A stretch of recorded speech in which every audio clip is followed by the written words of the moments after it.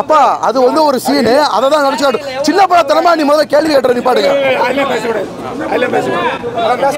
Hello நீல எவ்வளவு பெரிய ஆளு கேட்கிறேன் நல்லா தெரிஞ்சுக்கோங்க பத்திரிகை நண்பர்களே. சின்ன வயசுல இருந்து டிராமா காம்படிஷன்ல ஃபர்ஸ்ட் பிரைஸ் என்னோட சான்றிதழ்கள் எல்லாமே நான் வந்து பதிவிட்டிருக்கேன் சோசியல் மீடியால, அது எல்லாருக்குமே தெரியும். இந்த மாதிரி வந்து கேள்வி கேட்கறது முதல்ல அநாகரிகம். அவ்வளவு பெரிய ஆளா இவர், அவ்வளவு பெரிய ஆளா கேளுங்க பத்திரிகை பாடிக்கலாம், அவர் அவ்வளவு பெரிய ஆளா இந்த மாதிரி முதல்ல இல்ல சார். இவரை விட நான் பெரிய ஆள் தான் சார். நான் படிச்ச என்னோட எஜுகேஷன் என்ன, நான் எந்த லெவல்ல இருக்கேன், என்ன பெரிய ஆளுங்க. இவர் ஒன்றும் அப்படி ஒரு ஆள் கிடையாது. நான் படிச்ச படிப்புக்கு நான் இருக்கிறதுக்கு இவர் ஒரு ஆள் கிடையாதுங்க.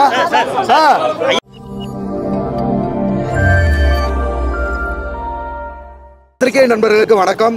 இப்ப என் காதலே படத்தோட ப்ரிவியூ ஷோவில் வந்து இப்போ நான் வந்திருக்கேன். என்ன உங்க எல்லாருக்குமே தெரியும், தமிழ்நாட்டோட நடிப்பு அரக்கன் watermelon star doctor D Divakar producer மேடமோட ரெக்வஸ்ட்னால ப்ரிவியூ ஷோவுக்கு வந்திருக்கேன். என் காதலே படம் ஆக்சுவலாக தமிழ் கலாச்சாரம் அழிஞ்சு வந்துக்கிட்டு இருக்க காலங்களில் வந்து பார்த்தீங்கன்னா அந்த கலாச்சாரத்தை நினைவூட்டுற வகையில் ரொம்ப அருமையாக சிங்கப்பண்ணே அப்படின்ற ஒரு வார்த்தைக்கு இணங்க ஒரு அதாவது ஸ்கிரிப்ட் ரைட்டர், அதாவது கதை எழுத்து திரைக்கதை டைரக்ஷன் எல்லாத்தையுமே வந்து பார்த்திங்கன்னா ஒரு டைரக்டராக வந்து பண்ணியிருக்காங்க மேடம். வந்து டைரக்டர் கம் ப்ரொடியூசர், அதாவது இது வந்து ஒரு ஃபர்ஸ்ட் டைமாக இருக்குது.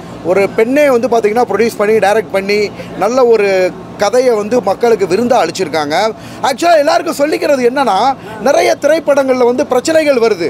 அதாவது நடிக்கிற நடிகர்கள் ஆர்டிஸ்ட்டுக்கும் சரி, ப்ரொடியூசருக்கும் சரி, டைரக்டருக்கும் சரி, ஒரு குடும்பத்தில் ஏதாவது ஒரு பிரச்சனைகள்னால் அவங்களுக்கு ஒரு ஆள் விட்டு கொடுத்து எல்லாம் வந்து ப்ரிவியூ ஷோவாக இருக்கட்டும் அல்லது ஆடியோ லான்ச்சாக இருக்கட்டும் அதில் நடித்த நடிகர்களும் நடிகைகளும் கலந்துக்கிட்டு பொதுமக்கள்கிட்ட வந்து அதை வெளிப்படுத்தணும். அதை விட்டுட்டு சின்ன சின்ன சச்சரவுகள் சண்டைகள் குடும்பத்தில் இருக்குது அப்படின்றதுக்காக ஒன்றும் இல்லைங்க. இப்போ பிள்ளைக்கு கல்யாணம்னா அவங்க அப்பா அவங்க வராமல் இருப்பாரா? அது மாதிரி தான் தமிழ் திரையுலகங்களில் சில விஷயங்கள் நடந்துக்கிட்டு இருக்கு. இதை பார்க்குறப்ப ரொம்ப மனசுக்கு வேதனையாகவும் கஷ்டமாகவும் இருக்குது. ஸோ குடும்ப பாங்க நல்ல படமாக இருக்குது. நிறைய புதுமுகங்களுக்கு வாய்ப்பை கொடுத்துருக்காங்க. இப்போ லேட்டஸ்ட்டாக பார்த்தேன், ஏதோ ஒரு படம் ஆடியோ லான்ச்சில் நம்ம டைரக்டர் மிஸ்கின் சார் பார்த்தீங்களா, இன்ஸ்டாகிராமில் நடிக்கிறவங்களெல்லாம் வந்து பார்த்தீங்கன்னா மூஞ்சில் குத்துவேன், முகரையில் குத்துவேன், இந்த மாதிரியான வார்த்தைகள் எல்லாம் தவிர்த்துட்டு எனக்கு ஒரு விஷயம் ஞாபகம் வருது சார். மிஸ்கின் சார் பிரச்சனை ரொம்ப தீவிரமாக வந்துக்கிட்டு இருந்தப்போ நான் அதை வந்து எதிர்த்து குரல் கொடுத்துருந்தேன். சார் பேசுனது தப்பு. என்ன சார்? இல்லை படத்தை பற்றி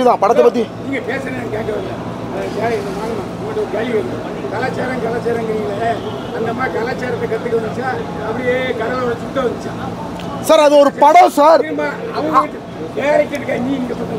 அது ஒரு படம் சார். அவங்க சரி கேளுங்க சார்.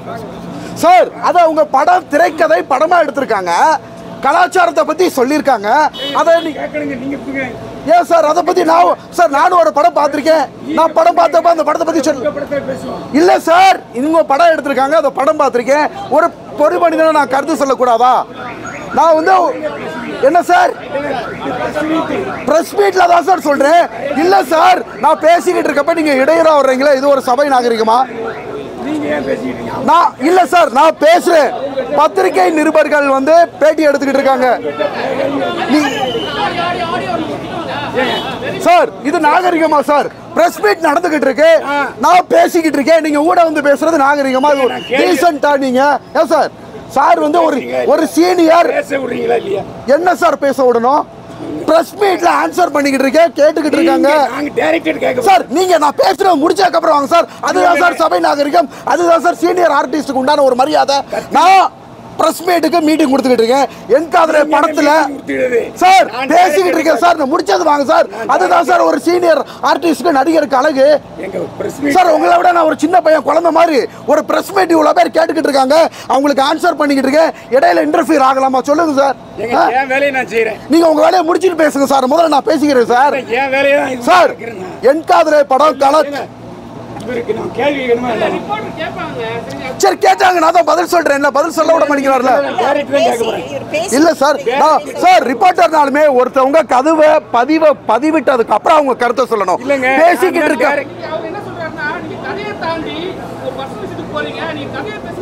இல்ல கதையை பத்தி பேசுறது என்னன்னா, புதுமுகங்களுக்கு வாய்ப்பு கொடுத்துருக்காங்க. ஓகேங்களா? அதுக்கு வந்து நன்றி சொல்கிறேன். இது மாதிரி சாரை நம்ம தப்பாக பேசலை, புதுமுகங்களுக்கு வாய்ப்பு கொடுங்க, யாரையும் இந்த மாதிரி பேசாதீங்கன்ற ஒரு சின்ன கருத்து, அவ்வளவுதான். ஓகேங்களா சார்? தவறா பேசல. நம்ம சாரு என்ன பண்ணாங்கன்னா, புதுமுகங்களுக்கு வாய்ப்பு கொடுங்க, இந்த மாதிரி இன்ஸ்டாகிராம்ல நடிக்கிறவங்களை பத்தி யாரும் ஆபாசமா பேச வேணாம் அப்படின்னு பொதுவான கருத்தை பேசலையே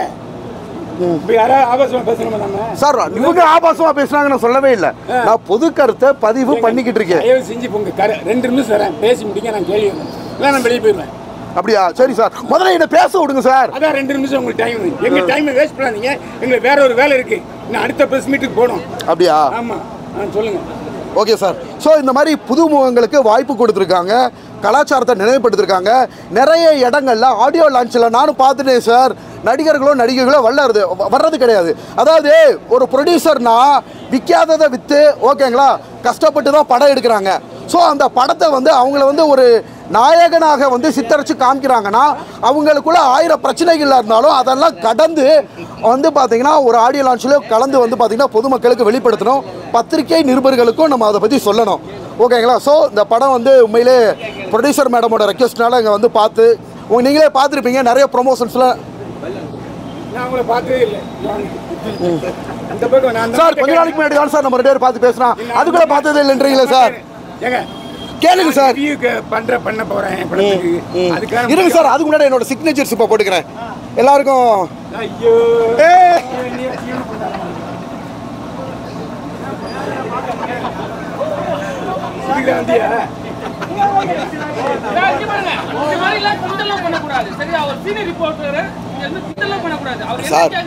யதார்த்தமா பேசுறாரு.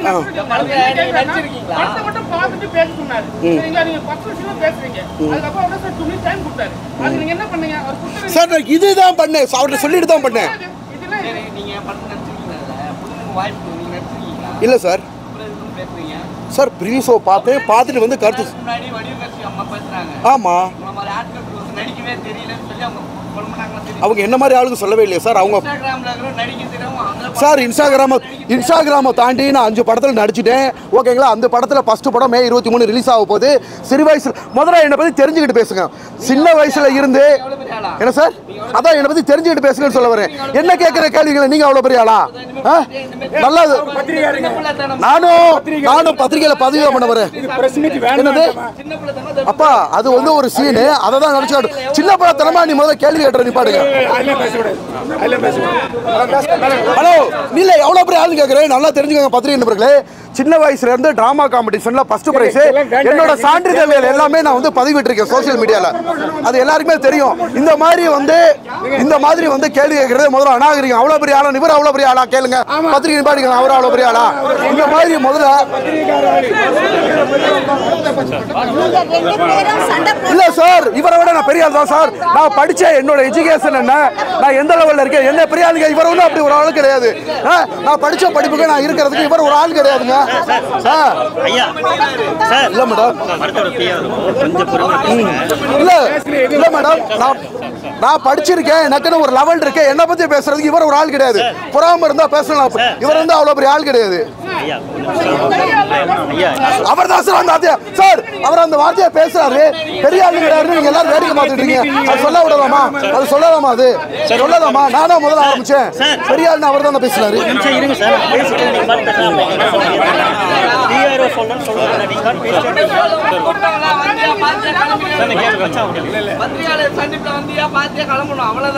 பத்திரிகை நீ பெரிய ஆளா?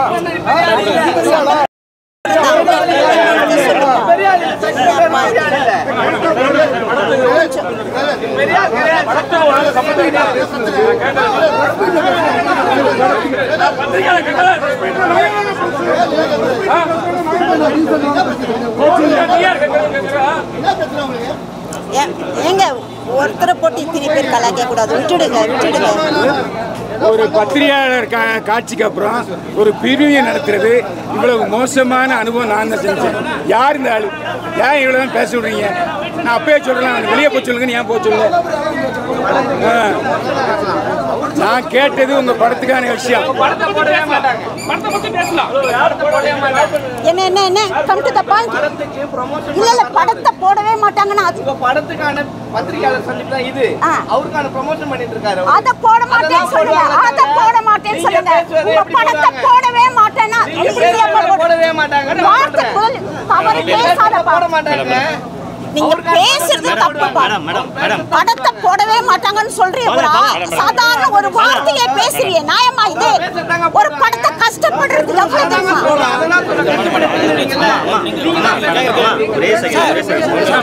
அந்த வார்த்தை இல்லாம அவரு படத்தை இல்ல எவ்வளவு கஷ்டப்பட்டு நாங்க தயாரிச்சு இந்த இடத்துல வந்து நிக்கிறது. அப்படி சொல்லுங்க.